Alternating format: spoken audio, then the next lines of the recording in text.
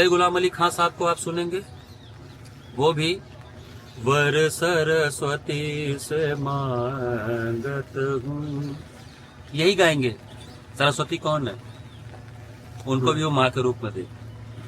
हमारे यहाँ भारत रत्न बिस्मिल्लाह खां साहब आते थे तो हम लोग उनको नाना जी बोलते थे, उनकी गोदी में बैठते थे, वो भी बैठ के वो बालाजी के मंदिर में बैठ के भगवान विष्णु जी की आराधना करके उन्होंने शहनाई को सिद्धि पाई। अमेरिका में उनसे पूछा गया था कि आप यहाँ बस जाइए, बोले बस तो जाऊं, गंगा जी को यहाँ तक ले आओ। काशी के बसैया, काशी के बसैया प्रभु, काशी के खेवैया नाथ, भंग के छनैया। और उस्ताद जाकिर हुसैन जी को देख लीजिए, वो मंच पे जाते थे, भगवान गणेश की अगर मूर्ति है तो साक्षात दंडवत करते थे। अगर आप ऐसे संगीत को करना चाहते हैं जो आपकी आत्मा को छुए, तो वो केवल और केवल शास्त्रीय संगीत में ही संभव है। और जब आप इतने बड़े संगीत की दुनिया में प्रवेश करते हैं ना, तो फिर आप भूल जाते हैं कि आप मिश्रा हैं, कि आप खान हैं, कि आप सिंह हैं, कि आप फलान हैं, कि आप ढमकान हैं। आप केवल एक रिचुअल्स का धर्म से कुछ भी लेना देना नहीं है। धर्म आपका बहुत ही बेसिक इंटरनल चीज है। मनुष्य का जो कर्तव्य है, जो मनुष्य का धर्म है, वो तो केवल इतना ही है ना कि हम दूसरे के काम आ सकें। नाद को न भेद पायो, नाद को, नाद का भेद कोई नहीं पा पाया। ये नॉर्मली जो पायो, जिसने भी पाया, जो पायो, जो पायो सकल जगत में वही गुनी कहायो नाद को। नाद माने? प्रणाम अमित जी। प्रणाम, नमस्कार। आप तो मैं जानता हूँ जो आप एक बहुत ही स्पेशल आत्मा है, जिसके चलते शिव जी उन्होंने मुझे आपसे मिलवाया। मैं चाहूँगा कि आप मुझे अपने बारे में बताएं, सिर्फ आई नहीं, विद इन दोनों के ही बारे में बताएं। मेरा नाम अमित मिश्रा है। मैं काशी की ही पावन धरती पर मैंने जन्म लिया और यहाँ के जिस क्षेत्र में मैं रहता हूँ उसका नाम है कबीर चौरा। कबीर चौरा के नाम से ही बहुत बड़े संत कबीर का नाम आ रहा है।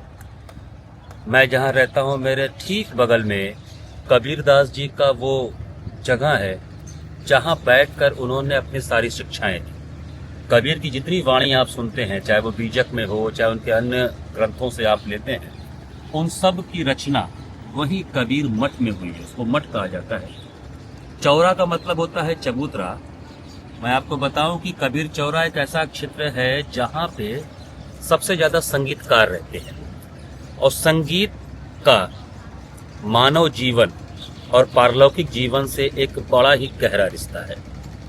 तो मैंने जन्म लिया जिस घर में, वो स्वर्गीय पंडित बड़े रामदास मिश्र जी का घर है, जो मेरे नाना जी के पिताजी थे।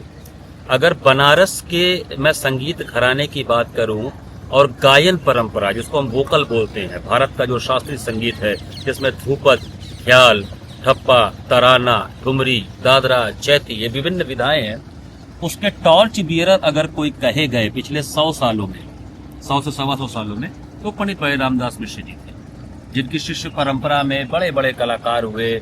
उसमें से प्रसिद्ध संतूर वादक स्वर्गीय पंडित शिव कुमार शर्मा जी के पिताजी उमादत्त शर्मा जी, वो भी उन्हीं के शिष्य थे।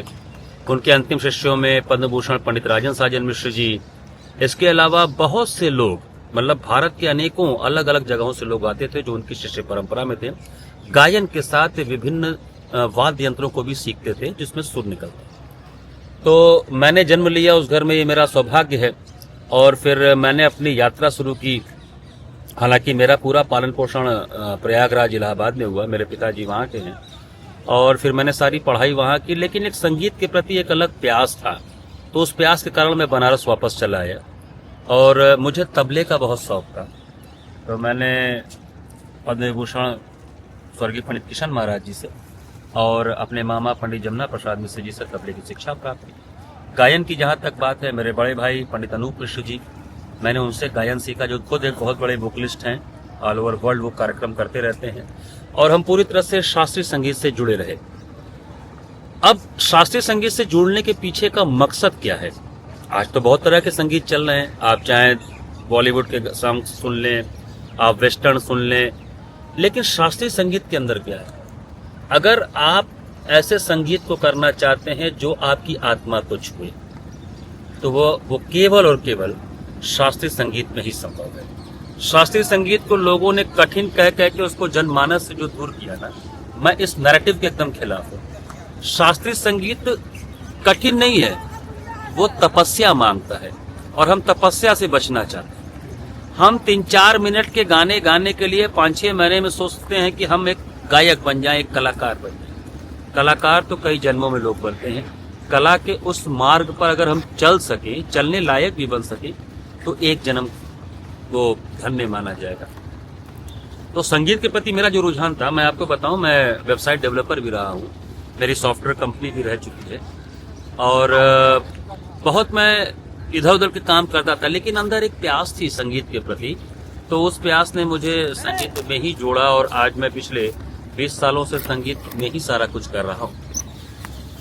अभी जिस माहौल में हम लोग बैठे हैं, माँ जानवी का ये तट है, माँ गंगा बह रही है चारों ओर, हल्की बारिश भी हो रही है, तो इसमें एक अलग ही आध्यात्मिक आनंद का अनुभव हो रहा है। मैं थोड़ा आध्यात्म को लेकर मैं बहुत ही अंदर से एक अलग ही मेरे अंदर खोज रहती है, और उस खोज को सार्थक करने में मेरे संगीत ने मेरा बहुत साथ दिया। मैं तबला, गाना दोनों ही कर लेता हूँ, और थोड़ा बहुत ही कर पाता हूँ। मैं विद्यार्थी ही हूँ, छोटा सा, मैं कोई कलाकार नहीं हूँ, और यही कोशिश करता हूँ कि जो मैंने अपने गुरुओं से सीखा है वो एक माध्यम बन सकूँ, अपने आगे आने वाली पीढ़ी तक वो उसको भेज सकूँ, पास कर सकूँ, ताकि आध्यात्म और आत्मिक ज्ञान का जो मार्ग हम लोग देख रहे हैं, जो अंतर्मुखी सुख है, वो आने वाली पीढ़ी भी पा सके। ये जो आपने बताया, इसमें जो मुझे बहुत छुआ, और मुझे पता है ऑडियंस को भी बहुत छुएगा, वो ये है कि संगीत जो है, 2 चीज़ है इसमें। एक तो ये हमारे भारतीय जो सभ्यता है, भारतीय जो जिसको कल्चर बोलते हैं, और सनातन धर्म का जो भी है, उसमें कुछ ही चीज़ है जो बचा है। ये 1200 सालों में, 1100 सालों में जो अत्याचार हुआ है भारत के ऊपर, जी, पता नहीं, लोग बोलते अनिवार्य था या नहीं अनिवार्य था, लेकिन जो भी है, एक चीज बचा है, वो है संगीत परंपरा। तो क्या ऐसा नहीं है कि इसी जैसे शरीर मर जाती है, जी, आत्मा नहीं मरती है? जी, क्या संगीत ऐसा कुछ है जो वही हमारे आत्मा तक भी पहुंच सकती है, पहुंचा सकती है? तो इस चीज को आप कैसे समझते हैं? हाँ, मैं समझ तो क्या बताऊं, बस मैं जो अनुभव किया हूं वो अनुभव मैं आपसे शेयर अनुभव बताइए। संगीत का अपना कोई भाषा नहीं है, संगीत का कोई बैरियर नहीं है, कोई रुकावट नहीं है। और जहां तक सनातन की बात करें, सनातन का भी कोई रुकावट या भेद नहीं है। सनातन इकलौता एक ऐसा सभ्यता मैं मानूंगा, इसको मैं धर्म भी नहीं बोलूंगा, जिसने वसुधैव कुटुंबकम दिया। क्यों कहा कि ये वसुधा हमारी माता है, और इस वसुधा पर रहने वाले जितने भी लोग हैं मेरे अपने परिवार के, ये कहने वाला इकलौता सबसे प्राचीन जो ज्ञान था वो था सनातन। सनातन को लोग जोड़ के रखें कि वो केवल भारत से जुड़ा हुआ है, ये अब का एक नैरेटिव है। ऐसा कुछ नहीं है, पूरे विश्व के लोग सनातनी हैं, अगर वो अपने कर्तव्यों का सही निर्वहन कर रहे हैं तो। ये जो छोटी छोटी चीजें हैं कि हम मंदिर में जाके पूजा कर रहे हैं, मस्जिद में जाके नमाज कर रहे हैं, वहाँ गिरजाघर में जाके हम मोमबत्ती जला के, ये छोटी छोटे रिचुअल्स हैं। रिचुअल्स का धर्म से कुछ भी लेना देना नहीं है। धर्म आपका बहुत ही बेसिक इंटरनल चीज है। It's very internal, not external. आप किसी आदमी को पूजा करते न देखें, नमाज करते न देखें, या किसी को आप गिरजाघर जाते न देखें, तो आप उसको अधार्मिक नहीं कह सकते। वो उन नियमों को नहीं पालन कर रहा है तो आपकी दृष्टि में अधार्मिक हो सकता है। आप कहेंगे कि मैं 5 घंटा पूजा करता हूँ, 5 बार नमाज करता हूँ, तो मैं बहुत धार्मिक हो गया। लेकिन आपके पूजा और नमाज के समय बाहर कोई आके एक भूखा खड़ा है, उसको आप रोटी न दे सकें, तो आप कहाँ से धार्मिक हो गए? आपका जो रियल मनुष्य का जो कर्तव्य है, जो मनुष्य का धर्म है, वो तो केवल इतना ही है ना कि हम दूसरे के काम आ सकें। सबसे पहला कर्तव्य ये है। अब आप फंसे हैं कि नहीं, इस पूजा से उठ जाऊंगा, इस नमाज से उठ जाऊंगा तो मेरा ये बुरा हो जाएगा। बुरा और भला कौन करेगा? ये तो वो करेगा ना जो ऊपर कहीं बैठा हुआ है। कौन डिसाइड करेगा? कण में है, उस कण को तो देख ही नहीं पा रहे हो, फंसे हुए हो कि मैं ये कर दूं, वो कर दूं। तो मैं थोड़ा सा इस मामले में इस विचारधारा का हूं कि मैं इसको नहीं मानता कि हम नियम से ही रहें तभी धार्मिक हैं। और अगर हम कोई कहीं पे किसी मंदिर या किसी मस्जिद या गुरुद्वारे नहीं जा रहे हैं तो हमको कोई अधार्मिक बोल दे। मैं मंदिर जाता हूँ, मैं भी नियमों को फॉलो करता हूँ, लेकिन जितना हो सके। लेकिन उन नियमों के दौरान अगर बीच में कोई विघ्न आ जाए, जिसको विघ्न बोलने, किसी की सहायता के लिए उठ के जाना पड़े, कुछ काम करना पड़े, तो वो करने से कोई ऐसा दिक्कत। अब जहां तक संगीत का आपने बात किया, संगीत का, संगीत का बैरियर नहीं है। क्यों नहीं है? क्योंकि ये साउंड है, ये ध्वनि है। अगर आप सामवेद का अध्ययन करेंगे तो आपको स्पष्ट पता चलेगा कि संगीत की उत्पत्ति या संगीत का आधार क्या है? ध्वनि। और ध्वनि का आधार क्या है? नाद। और नाद का आधार क्या है? अग्नि और वायु। अग्नि और वायु जहां आ गए, ये कौन से तत्व हैं? वही पंच तत्व है ना, सबसे महत्वपूर्ण पंच तत्व जिससे पूरा सृष्टि बना हुआ है। ये किसने दिया आपको? किसी ऐसी शक्ति ने दिया जिस शक्ति के बारे में आप कुछ भी नहीं जानते, केवल अनुभव करते हैं उसको, जिसको आप ईश्वर, अल्लाह, गॉड, फलान ढमकान, बहुत तरह के नामों से जानते हैं। अग्नि और वायु के मिलने से जो नाद उत्पन्न होता है वो ध्वनि में परिवर्तित होता है, और वही हमारे मुख से या पूरे विश्व के जगह जगह जितने भी पशु पक्षी, सबके मुंह से वो ध्वनि निकलती है। अब उन्हीं ध्वनियों में से अरबों खरबों की संख्या में ध्वनियां हैं, उनमें से 12 ऐसे ध्वनियों को देखा गया जो हमारे आत्मा तक पहुंच रही है, जो हमको सुकून दे रही है, तो उसको स्वर नाम दिया गया। 12 स्वर, केवल 12 है। क्या 7 शुद्ध स्वर हैं, 7 शुद्ध स्वर, सा, रे, ग, म, प, ध, नी। ये 7 शुद्ध स्वर हैं जिनका संस्कृत नाम है षडज, ऋषभ, गंधार, मध्यम, पंचम, धैवत और निषाद। इन 7 शुद्ध स्वरों के बाद 4 ऐसे स्वर ढूंढे गए जो कि सुनने में थोड़ा कान को और मेलोडियस लगते थे, जिनको हमने कोमल स्वर का नाम दिया। वो भी जो रे है उसी का एक स्वरूप है कोमल रे। ग का एक स्वरूप कोमल ग। ध का एक स्वरूप कोमल ध। और नी का एक स्वरूप कोमल। तो 7 शुद्ध स्वर, 4 कोमल स्वर। जैसे मेजर और माइनर होता है। मेजर और माइनर जो आप वेस्टर्न में कहते हैं होता है, वो यहीं से लेके गए। हाँ।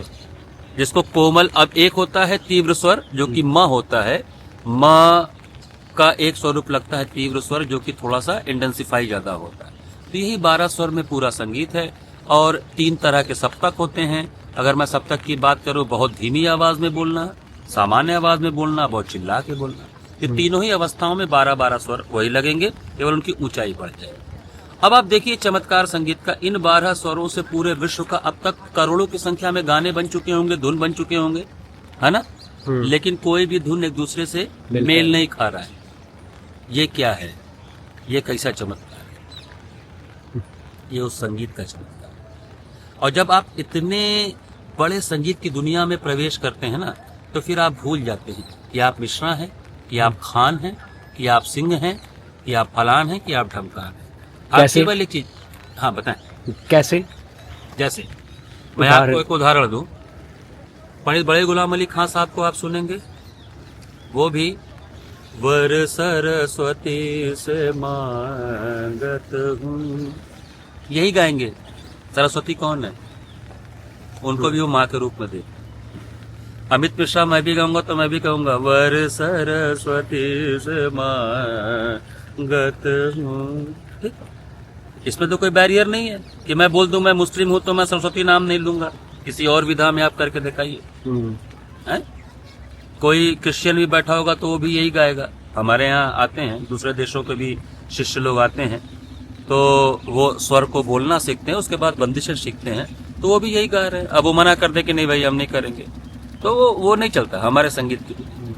हमारे यहाँ भारत रत्न बिस्मिल्लाह खां साहब आते थे तो हम लोग उनको नाना जी बोलते थे, उनकी गोदी में बैठते थे, वो भी बैठ के वो बालाजी के मंदिर में बैठ के भगवान विष्णु जी की आराधना करके उन्होंने सेनाई को सिद्धि पाई, और वो बोलते थे कि हमको माँ गंगा दिला दो तो कहीं भी हमको बसा दो। उन्होंने तो ये भी बोला। अमेरिका में उनसे पूछा गया था कि आप यहाँ बस जाइए, बोले बस तो जाऊं, गंगा जी को यहाँ तक ले आओ, जो उनके किनारे बैठ के मेरा जो रियाज और जो सारा चीज है वो कहाँ से लाऊं। तो उस्ताद जाकिर हुसैन जी को देख लीजिए, वो मंच पे जाते थे, भगवान गणेश की अगर मूर्ति है तो साक्षात दंडवत करते थे। तो ये बैरियर जो है ना, ये कास्टिज्म का, ये जो अलग अलग धर्म और उसमें ये जाति पाति का, इसको पूरी तरह से वैनिस्ड कर देता है। संगीत में उसके लिए कोई जगह नहीं है। आपके गले से सुर निकला, आप अच्छा गा रहे हैं, बस हम आपके मुरीद हो गए। आप कौन हैं, क्या है, कहाँ से आए हैं, इसका कोई जगह नहीं। आप क्या कर रहे हैं, इसका जगह।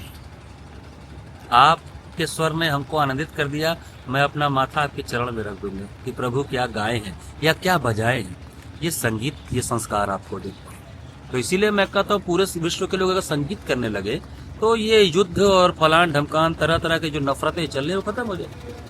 इसीलिए आप किसी कलाकार से मिलेंगे तो आप देखेंगे कि कलाकार को कभी आप किसी ऐसी घटना में नहीं देखेंगे, किसी ऐसे काम में नहीं देखेंगे, वो अपनी दुनिया में मस्त है। अच्छा, इसमें दो चीज है जी।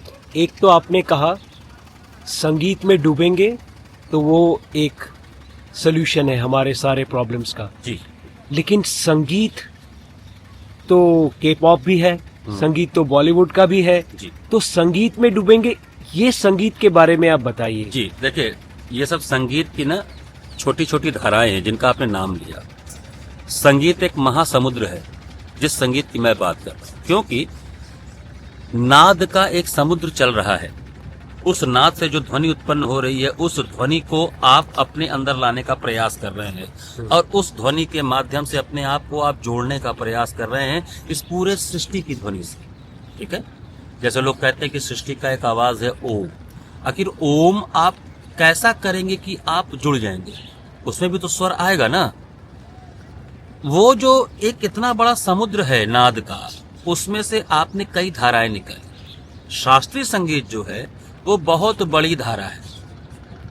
उस धारा को जाने बिना आप 2-4 दिन 5 दिन तो कुछ भी गाना गा लेंगे, लेकिन वो सुर का जो लगना है, जो स्वर को टच करना आपके हृदय में। जैसे मैं एक उदाहरण के रूप में देखूं, अभी मैं यहाँ बैठा हूँ, अब सुबह सुबह राग भैरव का समय होता है। राग भैरव महादेव को समर्पित है, उनके नाम पर है। अब इसमें रे और ध कोमल लगते हैं, बाकी शुद्ध लगते हैं। अब अगर मैं इसको गुनगुनाऊं, सा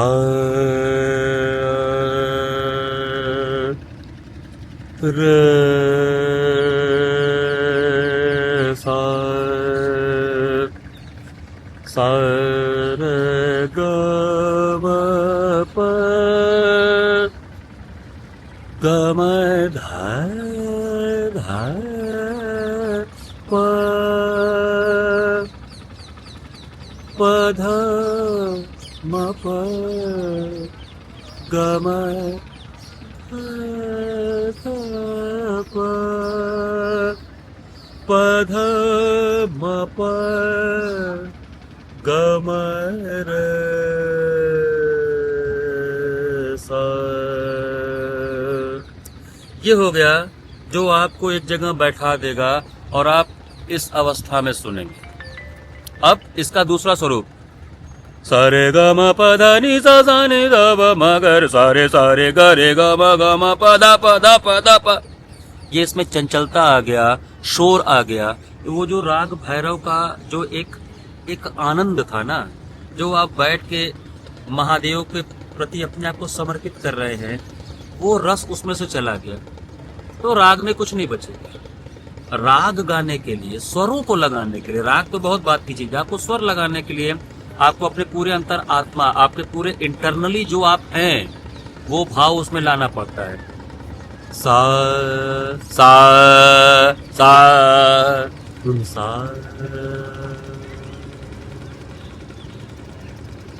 स्वर लगाने से किसी भी व्यक्ति का व्यक्तित्व आपके समक्ष आ जाएगा। इसीलिए कोई कलाकार कैसा है अंदर से, वो उसके गाने बजाने से पता चल जाएगा। ये क्रोधी है, ये सौम्य है, क्या है। इसलिए जितने भी बड़े कलाकारों को आप देखिए, जो बड़े कैसे बने, क्योंकि उनको जानने वाले, सुनने वाले ज्यादा लोग हुए, तभी वो बड़े बने। ऐसा तो नहीं कि वो कोई दूसरा सा लगा रहे हैं, वो भी वही सारे गमा पधनी कर रहे हैं, लेकिन उन्होंने ऐसा प्रभाव डाला कि उनको बार बार सुनने का मन कर, इसीलिए वो विश्व में इतने प्रसिद्ध हुए, है ना। तो ये सारी चीजें हैं। अब नाद को न भेद पायो, नाद को एक साहित्य है, किसी ने लिखा, उसको हमने राग में पिरो लिया और उसको गाना शुरू कर दिया। नाद को न भेद पायो, नाद को, नाद का भेद कोई नहीं पा पाया। ये नॉर्मली जो पायो, जिसने भी पाया, जो पायो, जो पायो सकल जगत में वही गुनी कहायो, नाद को। नाद माने? नाद जो ध्वनि का बेस है, जो ध्वनि का आधार है, और जो अग्नि और वायु के मिश्रण से बना है। नाद नहीं है तो आपके पास ध्वनि नहीं है, इसलिए आप अंतरिक्ष में जाएंगे तो वहां पे ध्वनि नहीं होगी, वहां पे एयर नहीं है, ठीक है ना। अब नाद का भेद जिसने पा लिया वो ही पूरे विश्व में गुणी कहता है। गावत गुणी गंधर्व ध्यान धरत ऋषि मुनि, उस नाद का ध्यान कर रहे हैं। गावत गुणी गंधर्व ध्यान धरत ऋषि मुनि, अद्वैत को ही द्वैत रूप, अद्वैत को ही द्वैत रूप, नाद ने ही कर दिखायो, नाद को न भेद पायो, नाद को। अब नाद की यात्रा करने वाले उस अद्वैत को द्वैत, वो अद्वैत तो निराकार है ना, उसका कोई स्वरूप नहीं है, उसको निराकार और साकार तक लाने का पूरा जो प्रोसेस है वो वही कर पाया है जो नाद तक पहुंच पाया है। और नाद तक पहुंचने की यात्रा में सब लगे हैं बड़े कलाकार, मतलब जो भी संगीत में है। अब अगर आप नाद की यात्रा में हैं तो आप किसी एरोप्लेन को बम से नहीं उड़ाएंगे। अगर आप नाद की यात्रा में हैं तो एक मनुष्य दूसरे मनुष्य से नफरत नहीं करेगा, क्योंकि सब एक, क्योंकि हमारा जीवन एक यात्रा है ना। उस यात्रा में लोग बोलते हैं कि आध्यात्मिक होना या ना होना, ना, हर इंसान आध्यात्मिक है, बस वो उस कवर को हटाना नहीं चाह रहा है। एक दिन में, प्रत्येक दिन हर मनुष्य के साथ कोई न कोई एक ऐसी घटना होती है, चाहे वो सोते समय, जागते समय या कुछ भी उसके दिमाग में आता है, तो उसको एहसास होता है कि वो भी उसी ब्रह्म का एक छोटा सा अंश है। उसके दिमाग में आता जरूर है, भले वो उसको मिस कर जाए, पास ऑन कर जाए, उसको ना माने। लॉजिक्स और तर्क, तर्क कहाँ जाके खत्म होते हैं? जहां पर आप देखते हैं कि सारे सिद्धांत वहां पे फेल हो रहा है। इसी पृथ्वी पे कई जगह ऐसे खोजे गए हैं ना कि जहां पे ग्रेविटेशनल फोर्स नहीं लगता। अब वहां पे तर्क क्या देंगे लोग? क्या तर्क दिया जाएगा? कैलाश पर्वत पे अभी तक कोई मनुष्य नहीं चढ़ पाया। क्यों, ऐसा क्या हो गया? एवरेस्ट पे चढ़ जा रहे हैं, कंचनजंगा चढ़ जा रहे हैं, वहां पे आप विश्व के अनेक जगहों के चढ़ जा रहे हैं पर्वतों को। ये कैलाश पर्वत पे क्या है ऐसा? ये कौन बताएगा? माँ ज्वाला का मंदिर है, वो पूरा नदी बहा दिया गया, लेकिन माँ ज्वाला का ज्वाला खत्म नहीं हुआ। क्यों ऐसा? इसको चमत्कार कहा जाएगा? नहीं, ये उस ऊपर वाले के छोटे छोटे कुछ चीजें हैं जो ये हमेशा बताते रहते हैं कि हम लाख कुछ कर सकें, हम बहुत छोटे से प्राणी हैं। इसलिए जो प्रश्न उठाते हैं ना लोग ईश्वर पे और गॉड पे और सब पे कि अरे जिसको मैंने देखा नहीं कैसे मानूं, तो देखा तो हमने अपने पिछले 10 पूर्वजों को भी नहीं है, तो कैसे मानूं कि मैं उसी लीनिएज से हूं? क्या मतलब इस चीज का? तो चीजों को देखने का परसेप्शन आज के जमाने में जो नैरेटिव सेट हो रहा है ना, वो नैरेटिव से ही सबसे ज्यादा घातक है मनुष्य के। अमेरिका शक्तिशाली कि रूस शक्तिशाली कि चाइना शक्तिशाली कि भारत शक्तिशाली कि पाकिस्तान शक्तिशाली कि ईरान शक्तिशाली, ये शक्ति का ये किस शक्ति का बात हो रहा है? शक्तिशाली बनना है ना। विश्व की गरीबी और भूखमरी मिटाने में जो सबसे ज्यादा आगे देश हो उसको शक्तिशाली माना जाए, या जिसके पास सबसे ज्यादा परमाणु बम है उसको शक्तिशाली माना जाए? तुम परमाणु बम का धमकी दे के लोग जो पूरे विश्व में दूसरे को टहला रहे हैं, डर बना रहे हैं।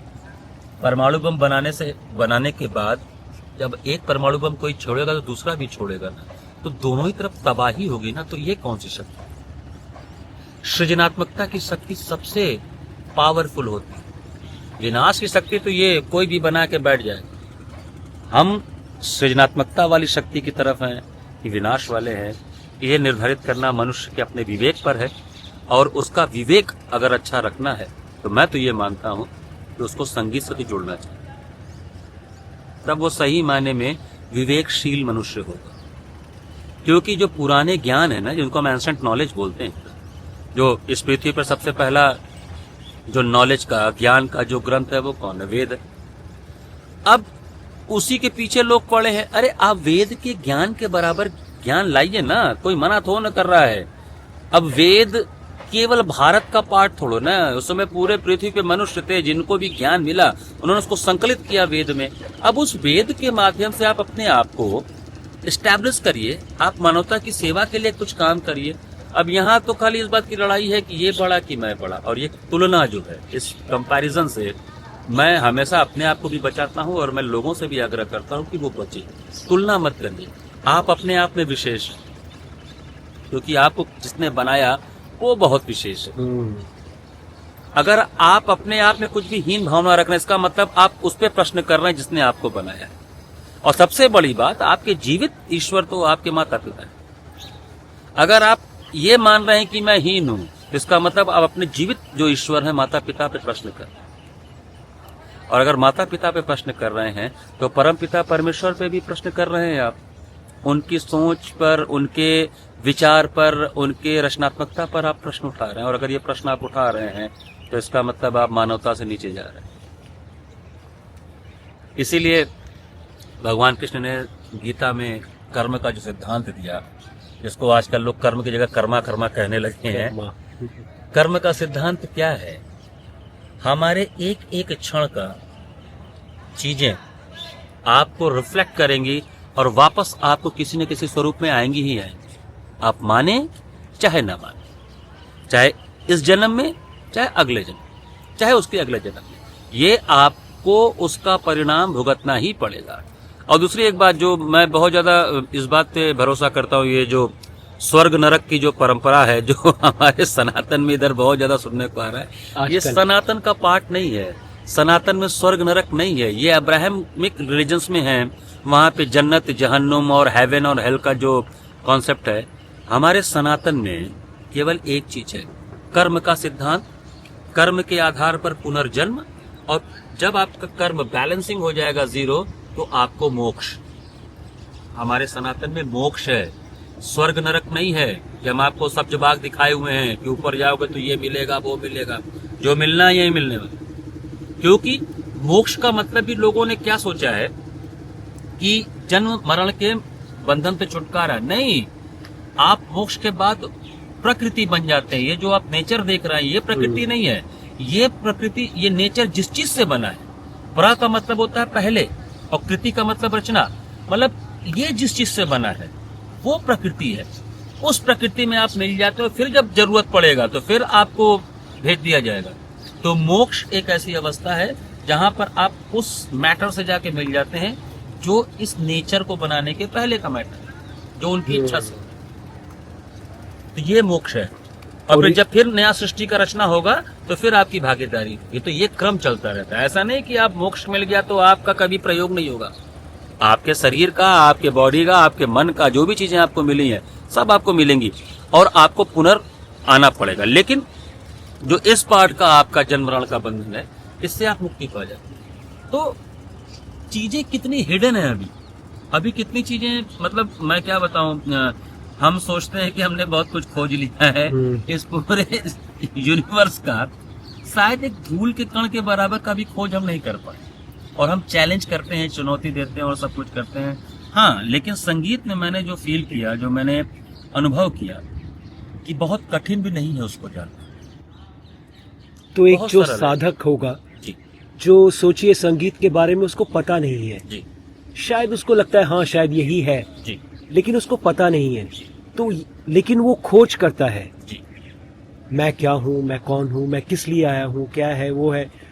इसमें हम लोग किस तरह से संगीत के माध्यम से, वो किस तरह से, सब तो और काशी में रह के जी एक अच्छे लिनिएज में आके सीख नहीं पाएंगे, जी लेकिन जो जहां भी है वो संगीत से किस तरह से अपने आप को, अपने जीवन को लाभान्वित और वो जो मुक्ति उस तक पहुंच सकता है संगीत के जरिए। प्रश्न आपने किया कि बहुत से लोग ऐसा सोचते हैं कि मैं कौन हूँ, कहाँ से आया हूँ, कहाँ जाऊंगा।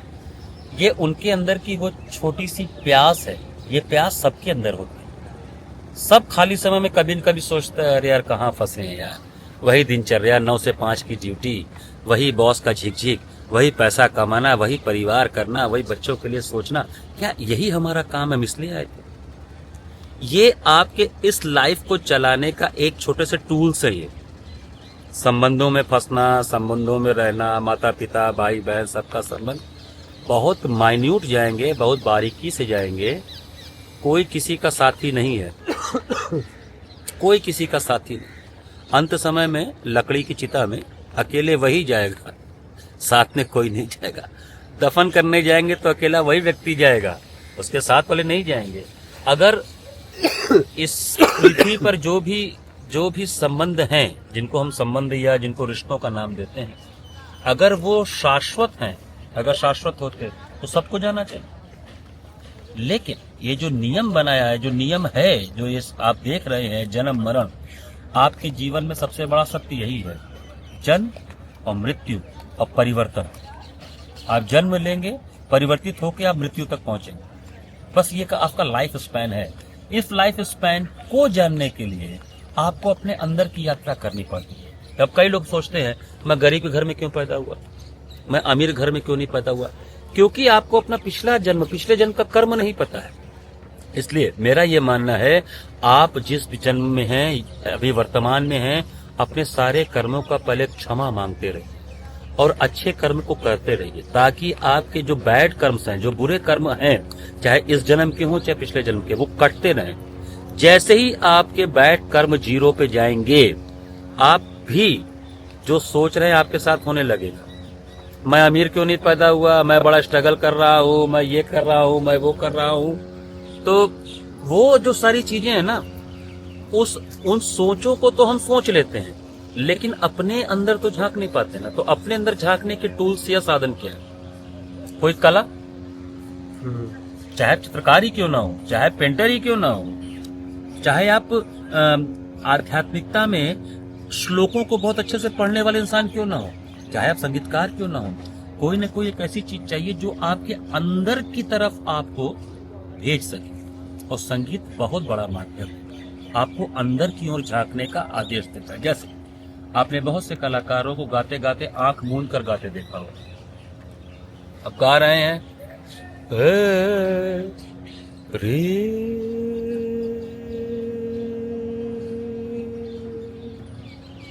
एक स्वर लगाया उन्होंने, ये सा है ऊपर का, अब उसको री की भाषा में लगा रहे हैं, री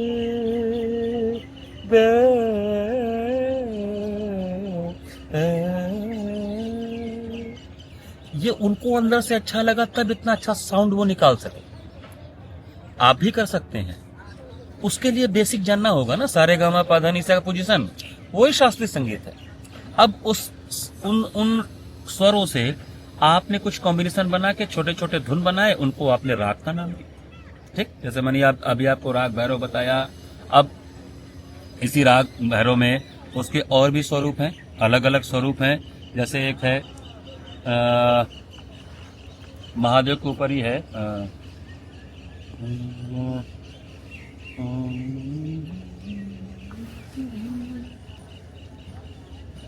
बैरागी भैरव। बैरागी किसका नाम है? महादेव का। और भैरव किसका नाम है? महादेव का। बैरागी उनकी एक अवस्था है, जब वो माता सती के उसके बाद कहा जाता है कि उसके बाद वो पूरे सृष्टि में घूम रहे थे, है ना। तो वो जो बैराग्य है, उस बैराग का स्वर और भैरव का स्वर, उसको मिला के वो भाव आना चाहिए।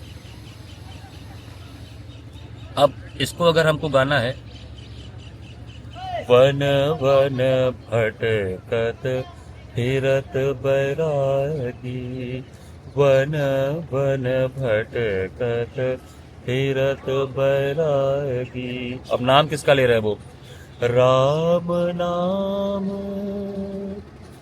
राम नाम रसना रट लागी, वन वन भटकत फिरत बैरागी। अब ये उनका जो स्वरूप है बैरागी स्वरूप, वो बैरागी स्वरूप किसकी धुन में चल रहा है? राम की धुन में। वो किसको पुकार रहे हैं? राम को। राम किसको पुकार रहे हैं? महादेव को। ये कौन सा आध्यात्मिक प्रेम है? और इस प्रेम को समझने वाले मनुष्य कौन है?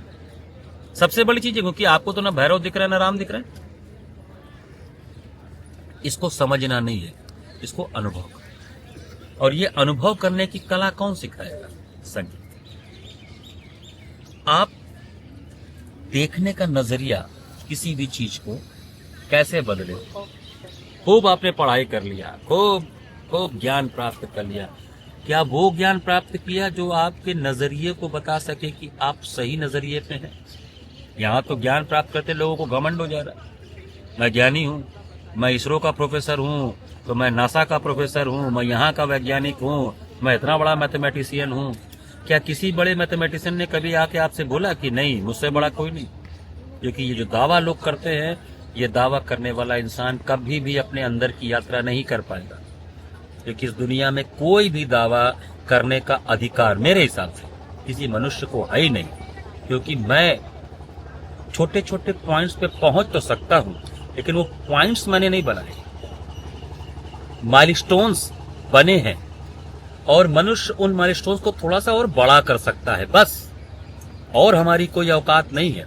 जैसे मैंने संगीत में 16 घंटे का रियाज किया एक दिन में, मैं अगर इस तरह से बना हुआ हूं तो कोई 17 घंटे करेगा, तो उसने 16 घंटे के माइलस्टोन को 17 घंटा कर दिया।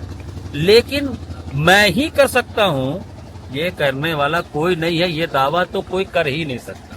इसलिए जो आपका प्रश्न था कि जो लोग काशी नहीं आ पा रहे हैं या कहीं नहीं आ पा रहे, जिनको कोई मिल नहीं रहा है, वो कैसे करें? मेरा उनको केवल एक ही सुझाव है, चुपचाप अपने अंदर थोड़ा झांकने का प्रयास करें, किसी भी माध्यम से।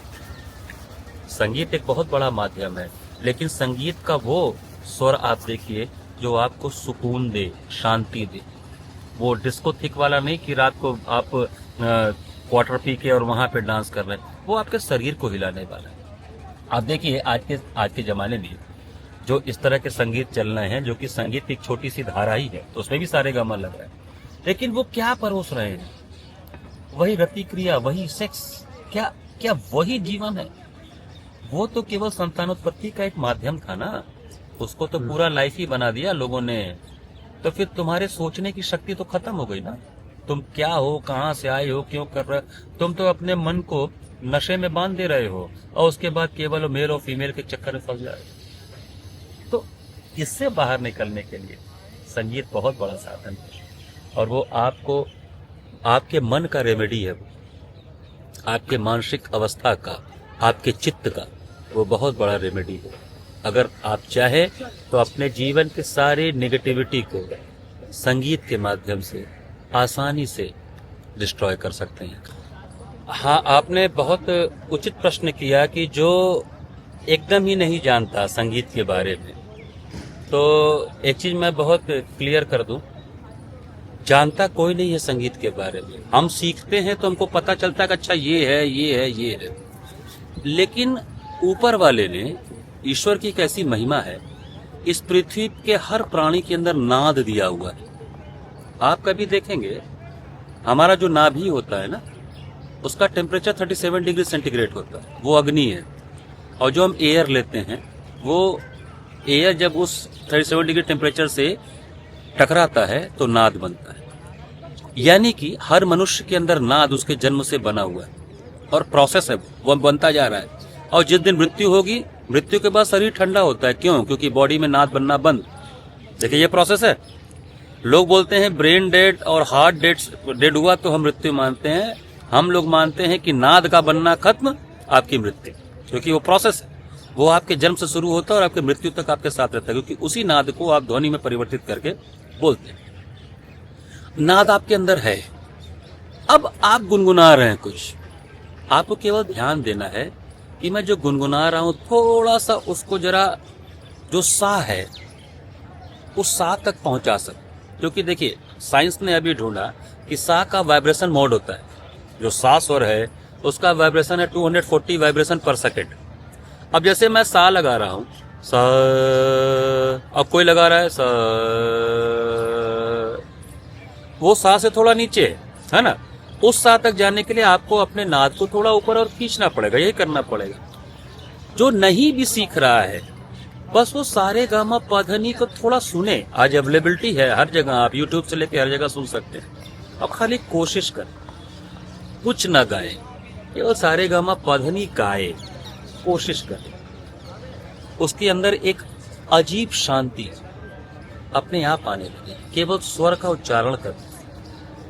तो जैसे जप है ना, नाम जप होता है ना, ईश्वर का नाम जप, वैसे ही है ये स्वरों का जप। आप किसी से बोलिए भैया 5 मिनट 10 मिनट केवल सा लगाना है, तो वो बोलेगा बड़ा बोरिंग है, यही बोलेगा। लेकिन जिस दिन उसके मुंह से सा निकल गया ना, उसको अंदर से आनंद आएगा कि ये जो मैं बोल रहा हूँ कुछ अंदर से कहीं से टकरा रहा है, कुछ हो रहा है, उसका इंटरेस्ट बढ़ जाए।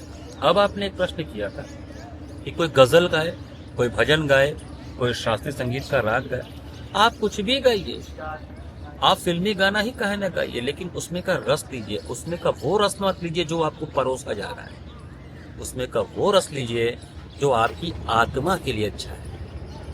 अब जगजीत साहब का एक गजल है, दुनिया जिसे कहते हैं जादू का खिलौना है, मिल जाए तो मिट्टी हो जाए तो सोना है।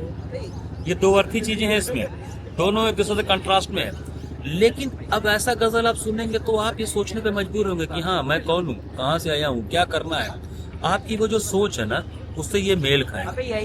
अब आप ऐसी चीज सुन रहे हैं जिसका मेल आपकी आत्मा तक पहुंच ही नहीं रहा है, तो आप कभी भी वहां तक पहुंचने के रास्ते पर ही नहीं पहुंच पाएंगे। समस्या ये है, हमको डिस्को गाने और फलान डमकान 5 मिनट 6 मिनट में धूम धड़ाका ये अच्छा लग रहा है।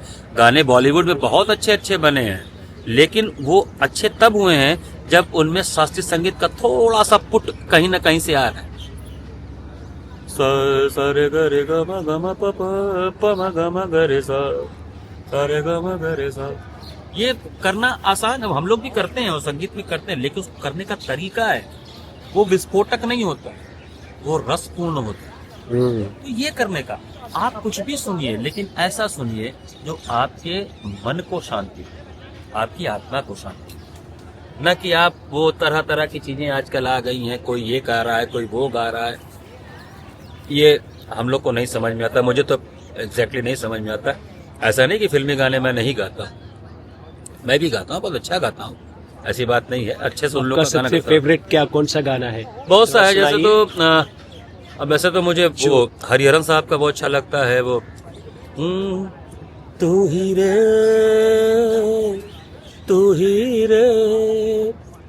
तेरे बिना मैं कैसे जीऊं, आजा रे यूं ही तड़पा न तू मुझको, जाना रे इन सांसों में बस जा तू, चाहत है अगर आके मुझसे मिल जा तू, या फिर ऐसा कर धरती से मिला दे मुझको तू ही रे। अब ये गाना हुआ। अब इसका शब्द आपको नहीं पता, आप इसको ऐसे भी गाइए, आहा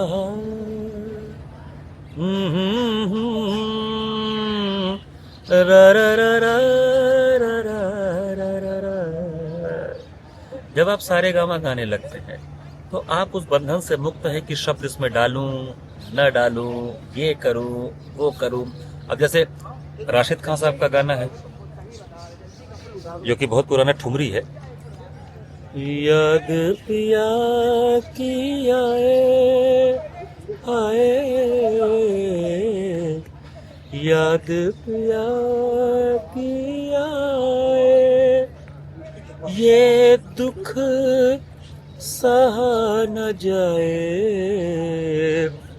ये दुख सहा न जाए, याद पिया की आए। अब आप हर गाने को, हर सुर को किस मनोभाव से गा रहे हैं, ये बहुत महत्वपूर्ण है। अब इसी को मैं राग पे आ जाऊं। अब राग ललित सुबह सुबह गाया जाता है। जोगिया मेरे घर आए। जोगिया कौन है? महादेव। जोगिया मेरे घर आए,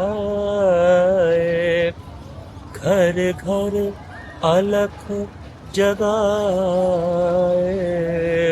जोगिया मेरे घर आए।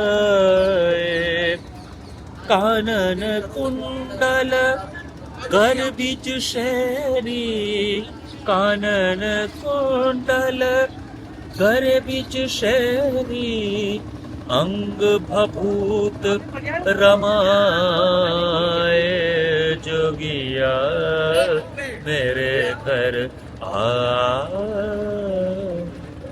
अब तीनों फ्लेवर अलग अलग हैं, तीनों में सुकून है। आपको कौन सा सुकून ज्यादा अच्छा लग रहा है, ये आपका चॉइस है। जैसे ही आप शास्त्रीय संगीत की ओर आएंगे ना, आपके सुकून का लेवल बढ़ जाता है। क्यों? क्योंकि वो आपके नाद का, उन स्वरों का वो रिप्रेजेंटेशन है जो आपका नाद उत्पन्न कर रहा है। और जब भी आप उस बेस से जुड़ेंगे, कभी भी आप उस किसी भी बेस से जुड़ेंगे, तो आपकी इमारत बड़ी बुलंद बनती। फाउंडेशन। आप फाउंडेशन को जाने, आप दूसरे तीसरे माले से जोड़ रहे हैं कहीं से, तो उसके नीचे भी जो है ना, वो तो आपको जानकारी नहीं है। ये मैटर, ये मसला फंस जाता है। फाउंडेशन से आप करो ना, फाउंडेशन से आप जुड़ के देखो, फिर आप शास्त्रीय गाओ चाहे उपशास्त्रीय गाओ, आपके अंदर सुकून का लेवल वही रहेगा। अब जैसे यहीं घाटों पर ही बैठ के किसी कवि ने महादेव के ऊपर बैठे बैठे बना दिया, काशी के बसैया, काशी के बसैया प्रभु, काशी के खेवैया नाथ, भंग के छनैया और गंग के धरैया, भंग के छनैया और गंग के धरैया, तुम भोलेनाथ काशी के बसैया। अब काशी में बसे हैं, भांग भी खा रहे हैं, गंगा को भी धरे हुए हैं, और पूरे काशी के खेवैया। ये किसी कवि ने बैठ के सोचा। अब महादेव भांग खाते हैं कि नहीं खाते नहीं पता, ये अपना एक उद्गार है, क्योंकि यहाँ भांग उनको प्रसाद के रूप में चढ़ता है। हालांकि जो सृष्टि करता है वो कोई ऐसी चीज नहीं करता है, क्योंकि सब तो उसी ने बनाया है, तो उसके लिए क्या भांग, क्या विष, क्या अमृत, सब बराबर है। लेकिन एक भाव मनुष्य का होता है, जैसे आप उनको दामाद के रूप में मानते हैं, कोई उनको बेटे के रूप में मानता है, अपने घर में विराजमान किया हुआ है, तो उनको उसी तरह से एक मनुष्य की तरह उठाता बैठाता, प्रभु आपके सोने का समय, जागने का समय, ये भाव।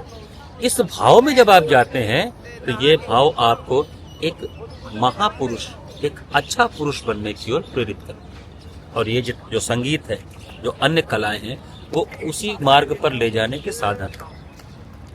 अच्छा, मैं एक लास्ट चीज आपसे पूछूंगा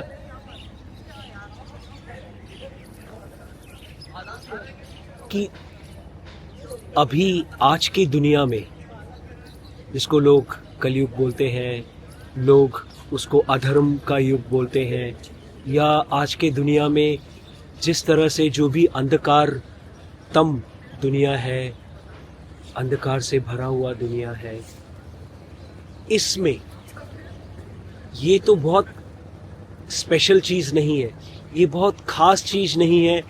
इससे शायद हमारे काशी के शिव जी बोलिए या कोई भगवान बोलिए, या जो भी इस दुनिया में नाद से जुड़ना चाहता है, नादी से अनादि तक जाता है, उसको ये अच्छा नहीं लगता है ये हालात। क्योंकि वो तो सिर्फ अपने सुख से सुखी नहीं होता है, वो दूसरों के दुख से दुखी हो जाता है। और वो शायद अगर वो अपने स्वार्थ के लिए भी बोलिए, वो चाहता है जो कि मैं सुखी रहूं, और वो सुखी तब तक नहीं हो सकता है जब तक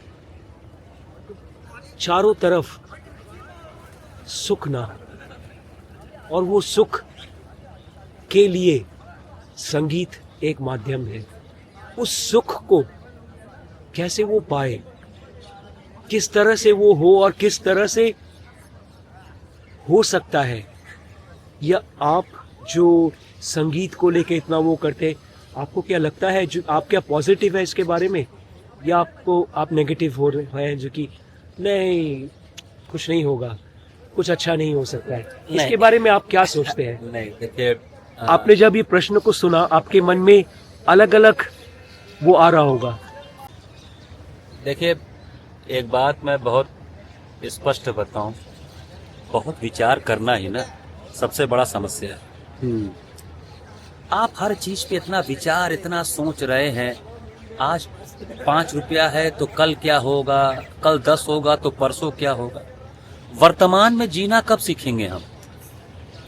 जो भूत है वो बीत गया, अब तक की यात्रा कर चुके, आने वाला कितना वर्ष ये पता ही नहीं है, और वर्तमान को झूठ मूठ का परेशान करके फंसे हुए हो। ये वर्तमान का आनंद, आज हम आप यहाँ बैठे हैं, माँ गंगा के तट पर है, लोग आ रहे स्नान कर रहे हैं, पशु पक्षी घूम रहे हैं, मौसम इतना अच्छा है, ये इतना महान चीज हम लोग के साथ घटित हो रहा है। इस आनंद से बड़ा कोई आनंद है क्या? क्या इस समय हमको कुछ याद आ रहा है क्या? क्या हमको ये लग रहा है क्या कि आज हम ब्रेकफास्ट में क्या खाए, या अभी भोजन में क्या खाएंगे, या अभी यहाँ से निकलने के बाद क्या करेंगे? वर्तमान क्षण में हम क्या सोच रहे हैं? इस आनंद को ले रहे हैं। आपने कहा कि विश्व में जो शांति के लिए जो इतना नफरत और सारी चीजें फैल रही हैं, ये नफरत का उल्टा क्या है? प्रेम। और इस प्रेम का सबसे बड़ा सिद्धांत, सबसे बड़ा ईश्वर पृथ्वी पे कौन आए? भगवान कृष्ण, है ना? उन्होंने क्या बोला?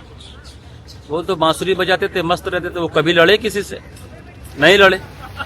वो कभी लड़ाई झगड़े थे, बस बांसुरी बजाते थे, बांसुरी की धुनों से लोगों को सम्मोहित करते थे और प्रेम का पाठ पढ़ाते थे। प्रेम करना हम कैसे सीख सकते?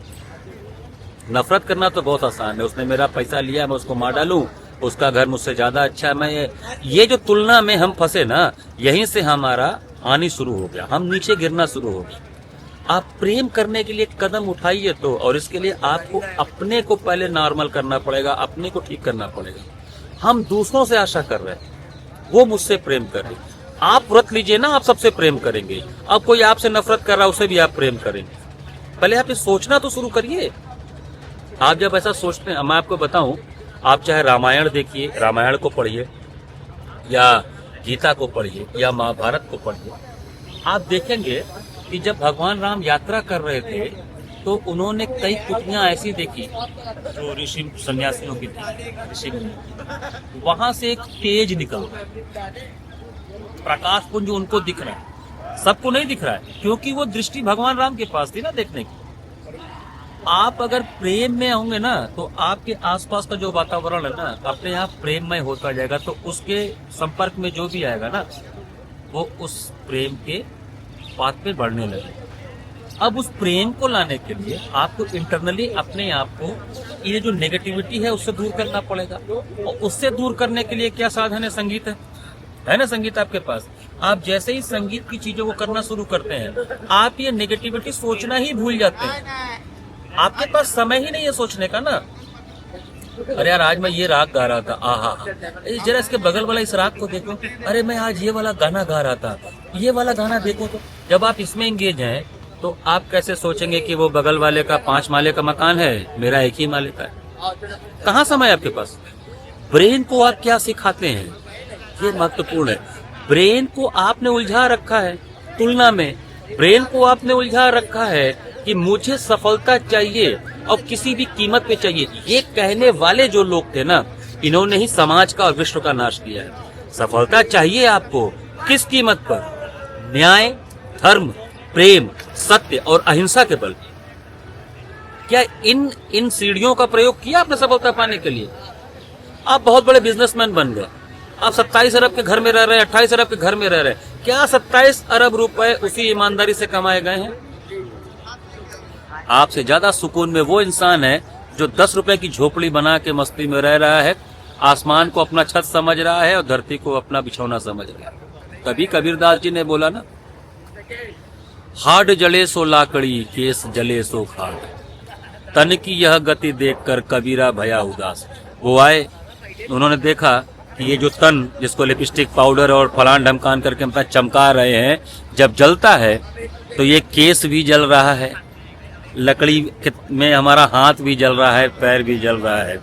तो उन्होंने कहा, कर ले श्रृंगार चतुर नवेली। डेड बॉडी का भी श्रृंगार होता है। कर ले श्रृंगार चतुर नवेली, साजन के घर जाना होगा, माटी ओढ़ना, माटी बिछौना, माटी ओढ़ना, माटी बिछौना, माटी का सिरहनवा होगा, कर ले श्रृंगार। अब कबीर ये सोच रहे हैं, क्या कबीर से ज्यादा सुखी है कोई? है कोई? है तो बता दे। क्यों कबीर को हम पढ़ रहे हैं? क्यों तुलसी को पढ़ रहे हैं? क्यों सूरदास को पढ़ रहे हैं? क्यों रहीम को पढ़ रहे हैं? उन्होंने क्या पाया? उन्होंने वो रस पाया। वो प्रेम पाने के लिए आपको उस रास्ते पर एक कदम बढ़ाना। आप कदम बढ़ाइए, खाली आपको आनंद आने लगेगा। आप इन सारे जो नकारात्मकताएं हैं उससे दूर होने लगेंगे। जैसे ही आप इनसे दूर हुए, आप केवल प्रेममय हो जाएंगे, और प्रेममय हो जाएंगे तो आपका इस पूरे विश्व में किसी से कोई झगड़ा ही नहीं है, कोई झगड़ा नहीं। और उस रास्ते पे ले जाने का सबसे बड़ा साधन है संगीत, क्योंकि वो आपको अंदर से साफ करता है, आपके पूरे मनोभाव को अंदर शांत करता है। मैंने कलाकारों के कार्यक्रम में पूरी जनता को रोते हुए देखा है, जबकि आपको नहीं समझ में आ रहा है कुछ, तब भी आपकी आंख से आंसू निकल रहा है। वो आंसू कैसे निकल रहा है? वो कलाकार आके तो आपको आंसू नहीं निकल रहा, वो तो गा रहा है या वो तो बजा रहा है कुछ, लेकिन आंसू क्यों निकल रहा है? क्योंकि आप कहीं जुड़ गए, और जैसे ही आप जुड़े, आपके अंदर वो जो शक्ति है, जो यूनिवर्स का जो एनर्जी है, वो आना शुरू हुआ, और उसने आपको अंदर से इतना द्रवित किया कि आपकी आंख से आंसू। ये महत्वपूर्ण चीजें समझता सब कोई, बस उसको क्या करता है ना, उसको ऊपर ना वो चादर चढ़ाता जाता है। लेकिन वो चादर आप जब चाहो हटा सकते, लेकिन हटाने का साहस चाहिए। वो साहस अगर आप नहीं ला पा रहे हो तो आप फिर ये कह के केवल नहीं कह सकते कि अरे दुनिया ऐसी ही है। दुनिया हम आप हैं सर, हम आप हैं। दृष्टि बदलो सृष्टि बदलेगी कहा गया है, ऐसे नहीं कहा गया है। आप किसी को अपने से छोटा, कोई काला है तो उसको काला बोल रहे हो, कोई गोरा है तो उसको गोरा बोल रहे हो। अगर आप गोरे हो तो काले से नफरत कर रहे हो। कोई लूला लंगड़ा है तो उसको आप कह रहे गए तुम्हारे पास तो पैर ही नहीं है, मेरे पास 2 पैर है। कोई अगर गरीब है, कोई पागल है तो उसको आप पागल करके चिढ़ा रहे हो। पागल तो आप हो, क्योंकि जो किसी मनुष्य को पागल कह रहे हो, किसी मनुष्य से तुलना कर रहे हो। हाथ बना सकते हो क्या? पैर बना सकते हो क्या? आंख बना सकते हो क्या? बना नहीं सकते कुछ भी। जो चीजें हैं उसी को इधर उधर करके कुछ बना सकते हो। क्या लकड़ी बना सकते हो क्या? इस सृष्टि में जितनी चीजें मिल रही हैं, क्या एक भी चीज मनुष्य ने बनाया है? बता दे। प्लास्टिक बनाओगे वही प्रकृति से मिलेगा, लकड़ी बनाओगे वही प्रकृति से मिलेगा, पानी वही प्रकृति से मिल रहा। तुमने बनाया क्या? तुमने चीजें थी उससे, सारा चीजें हमने दे दिया। दाल चावल तुमने बना लिया, चावल भी हम ही दे रहे हैं, दाल भी हम ही दे रहे हैं। आज ऊपर वाला इच्छा है कि इस पृथ्वी पर कुछ भी नहीं उगेगा, सबका पेट भर दोगे। है औकात मनुष्य की? तो जब हम इस औकात पे आएंगे तो केवल पैसे के आधार पे अपने आप को बड़ा मान लेना, दूसरे को छोटा मान लेना, दूसरे पर राज्य करने की नीति रखना, अपने आप को महान बताना, ये सब बेवकूफी है। कोई महान नहीं है, सब बराबर है और सब एक ही जगह पर खड़े हैं और सबकी यात्रा चल रही है। आना है जाना है, बस, और कुछ नहीं है, और कोई सत्य ही नहीं है। यूनिवर्सल ट्रुथ पृथ्वी का एक ही है, आना, परिवर्तन और जाना, बस। इसकी और इस पे आपका वश नहीं है। औकात है तो कोई अपने अंदर के होने वाले परिवर्तन को रोक के दिखाए। परिवर्तित नहीं होगा तो बच्चा ही रह जाएगा, वो तो बड़ा ही नहीं होगा। तो ये बहुत बेसिक चीजें, जब आप इन सारी चीजों को सोचना शुरू करते हैं ना, अपने आप आपके अंदर परिवर्तन होना शुरू होता है। उसके लिए किसी बाहरी उपदेश की या किसी की जरूरत नहीं है। और आप सोचिए, ये सोचिए, आप ही मत सोचिए कि मैं कौन हूं, मैं कहां से आया हूं, मैं किन सच्चाइयों के साथ हूं। यूनिवर्सल ट्रूथ मेरे साथ क्या है? आज है कल नहीं है, ये भी बदल जाएगा। कहीं मैंने लिखा देखा था, ये वक्त भी गुजर जाएगा, क्योंकि वक्त गुजर रहा है। तो आपके साथ जो घटनाएं घटित हो रही, इन घटनाओं का पूरा जो क्रम है वही आपके जीवन की यात्रा है। उन घटनाओं से आप कुछ सीख रहे हैं कि नहीं, ये बहुत बड़ा चीज। वो सीखने लायक आपके मन को कौन बनाता है? संगीत या कोई कला? आपका ये जो फिजिकल ज्ञान है, E=mc², 2 × 2 = 4, ये आपका आजीविका कमाने का वाला ज्ञान है। ये वो वाला ज्ञान नहीं है जो आपको ये सब बता सके कि आप कितने अच्छे इंसान बन सकते हैं। आपके अंदर की अच्छाइयों की संभावनाओं को बाहर उजागर करने का साधन कोई है तो उसमें सबसे बड़ा हाथ संगीत। तो इसको करें, करके देखें। प्रणाम।